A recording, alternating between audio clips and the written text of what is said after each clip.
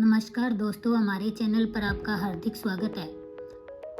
आज के नए वीडियो में आज हम समास को और विस्तार से समझेंगे, तो कृपया इस वीडियो को देखें और अगर आपको यह पसंद आए तो लाइक करें और साझा करें और हमारे चैनल को सब्सक्राइब करना ना भूलें। और साथ ही आप सभी को यह कहना चाहती हूँ कि आपकी राय हमारे लिए महत्वपूर्ण है, तो कृपया वीडियो को देखें, अपनी टिप्पणियां हमारे साथ साझा करें। आपका समर्थन हमें और भी अच्छे वीडियो बनाने के लिए प्रेरित करता है।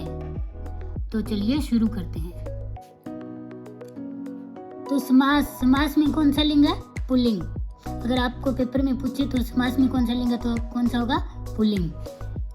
आगे है समास विग्रह के बारे में आज हम बात करेंगे। तो समास विग्रह की वो सूत्र है, वित्यार्थ अवबोधकम वाक्यम विग्रहम। तो क्या है? वाक्य क्या है? विग्रह है। कैसा वाक्य है? जो बोधक के अर्थ को बताए। तो वो जैसे वृत्ति क्या है? वही समास है। तो अगर आपको पूछे कि वृत्ति क्या है तो समास है, वाक्य क्या है तो वो विग्रह है। जैसे समास वृत्ति के अर्थ का बोध कराने के लिए जो वाक्य होता है उसे हम विग्रह कहते हैं। तो जैसे उदाहरण है पीताम्बर है। तो वृत्ति के अर्थ को समझाने के लिए, बोधक मतलब समझाने के लिए समास का पद जैसे पीताम्बर है। इस समासिक पद का अर्थ बनाने के लिए हम क्या करेंगे? पीतम अम्बरम यस्य स। यह जो वाक्य है यह विग्रह है। तो पीताम्बर क्या है? एक समासिक पद है और इसका विग्रह बनाएंगे तो क्या हो जाएगा? पीतम अम्बरम यस्य स है। आगे है जैसे समास पद में जैसे पीताम्बर हुआ, वीणा पाणी हुआ, चक्र पाणी हुआ, घनश्याम हुआ। तो ये क्या है? ये सब समास की वृत्ति के जो है पद है। और समास को बनाने के लिए हम जिस वाक्य का इस्तेमाल करते हैं वो समास की वृत्ति है। जब आप जान गए हैं कि विग्रह वाक्य क्या है, तो अब हम जो समास के विग्रह है उसके बारे में हम चर्चा करेंगे। तो समास विग्रह कितने प्रकार का होता है? तो 2 प्रकार का होता है। तो जैसे संधि में तो कोई संधि का विच्छेद के कोई प्रकार नहीं होते, लेकिन समास विग्रह के प्रकार कितने होते हैं? 2 प्रकार के होते हैं। तो आपको पेपर में पूछ लेते हैं कि जो समास विग्रह के प्रकार है वो 2 प्रकार के होते हैं। तो कौन सा है? नंबर 1 लौकिक विग्रह। जो हम लौकिक विग्रह किनसे कहें? लोक में समझने लायक विग्रह को हम लौकिक विग्रह कहेंगे। जो हम लोक में समझाने में जो प्रयोग करते हैं उसको हम लौकिक विग्रह कहेंगे। जैसे है उदाहरण है दशरथ पुत्र है। इस समासिक पद को हम, ये क्या है? समासिक पद है या समास का जो पद है इसका हम लौकिक विग्रह बनाएंगे तो क्या हो जाएगा? दशरथ से पुत्र है। आगे नंबर 2 है अलौकिक विग्रह है। जो व्याकरण शास्त्र की प्रक्रिया को दर्शाने हेतु अर्थात शास्त्रीय प्रक्रिया के विग्रह को हम उसे अलौकिक विग्रह कहेंगे। जो हम व्याकरण की दृष्टि से जो बताएंगे वो क्या है? अलौकिक विग्रह है। जैसे दशरथ गंस पुत्र सु। तो ये क्या? गंस में भी और सु व्यक्ति आ गई तो क्या हो जाएगा इसमें?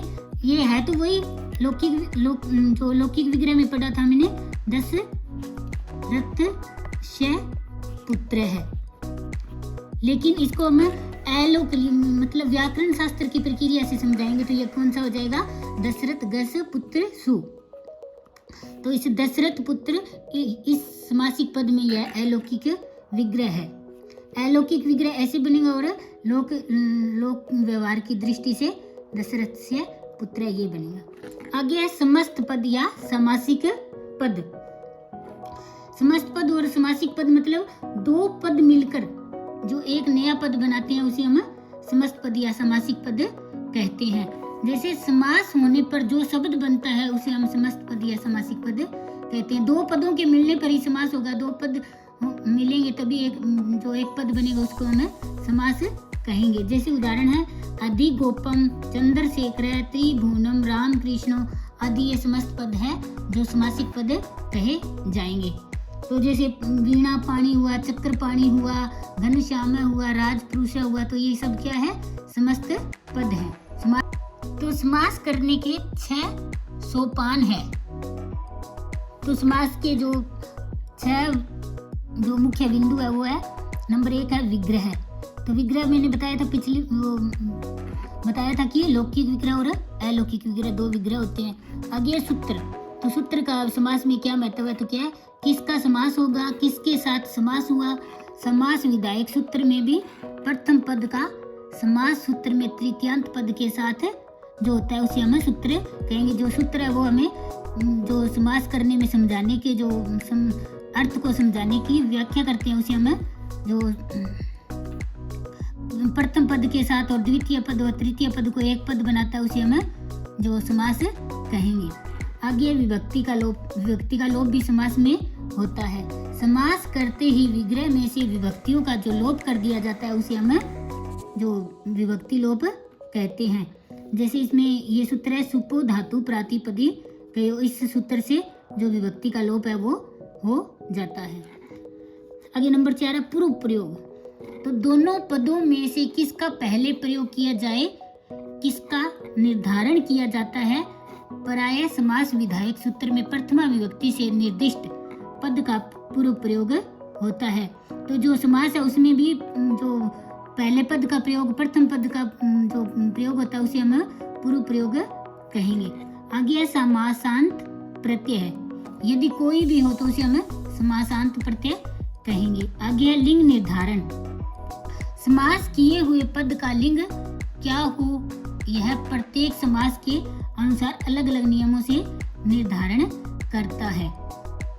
तो ये जो है समास के जो 6 मुख्य बिंदु है, तो इसमें विग्रह भी आएगा, सूत्र भी आएगा, विभक्ति लोप भी आएगा, पूर्व प्रयोग भी आएगा, समासांत प्रत्यय भी आएगा और लिंग निर्धारण भी आएगा।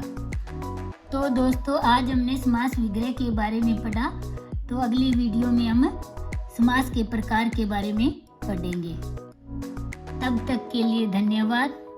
मेरे चैनल को सब्सक्राइब और शेयर करें।